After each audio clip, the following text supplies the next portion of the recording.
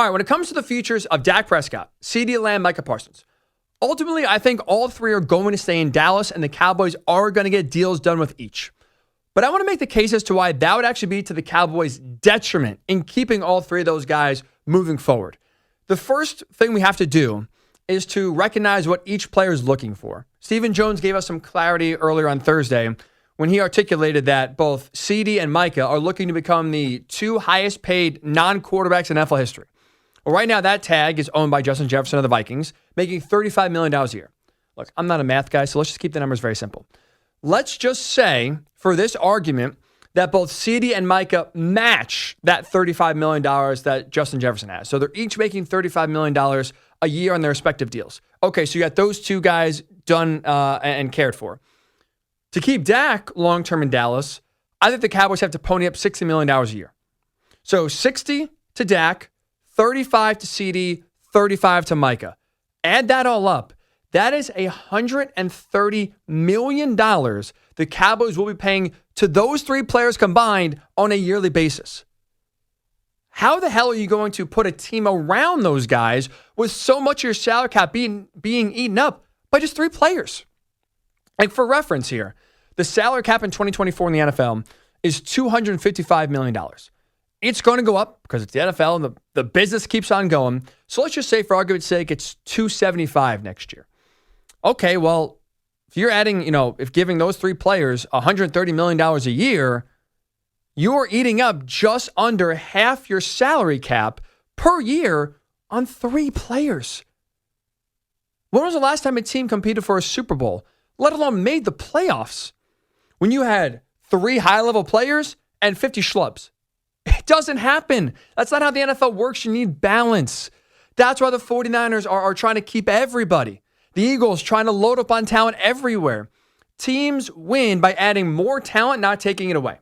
The Cowboys want to keep three guys and basically lose every other opportunity at acquiring talent at every position that's not edge, receiver, or quarterback. That's a losing proposition.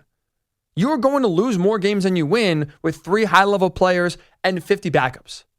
So the Cowboys, just financially, it doesn't make sense to cut off such a huge chunk of the salary cap just for three guys.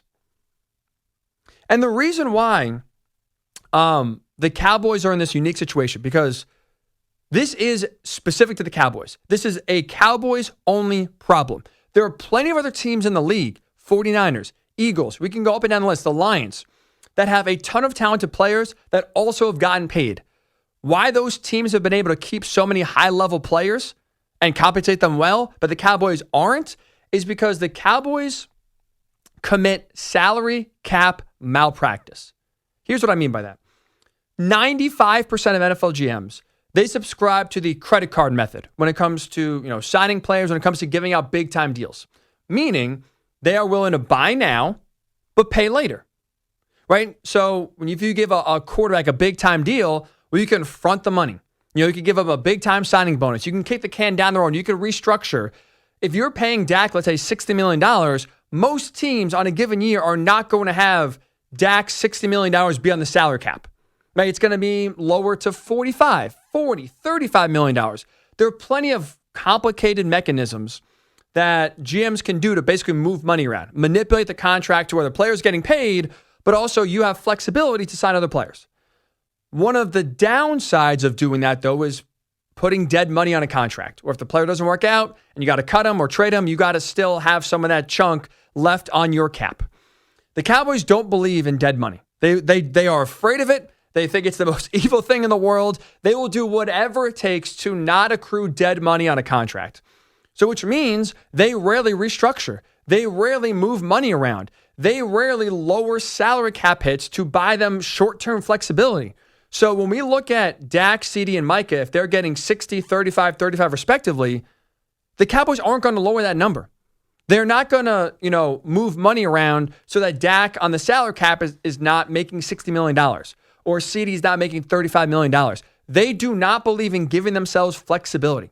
That is salary cap malpractice because you are limiting your ability in the short term here to improve your team. The Cowboys are not rebuilding. They're not a Super Bowl team, but they're supposed to be going for it. They're supposed to be trying. They're not here to win in 5 years. They're here to win right now. So why care about 5 years down the road what a contract looks like if you could create flexibility to win right now? The Cowboys don't believe that, which is why they're not going to move any money around with Dak, CeeDee, or Micah, which means that salary cap number, that monstrosity of $130 million per year is going to stay. It's going to be there. It's going to eat up so much cap space that they won't have any chance to really compete. The Cowboys right now practice the debit card method. Most NFL GMs practice the credit card method. That is why you see most teams have no problem, or at least we won't say no problem, are able to keep a ton of high-level players and keep them happy by compensating them well. And that's why the Cowboys right now are sitting here with 3 guys that want to get paid, and they're like, I don't know what to do. We don't know how to do it. Cowboys fans, like, I feel for you. I really do. Especially the younger ones that haven't really been able to enjoy the 90s run. Because as long as Jerry Jones is calling the shots, this team is never going to be anywhere close to competing, let alone winning a Super Bowl.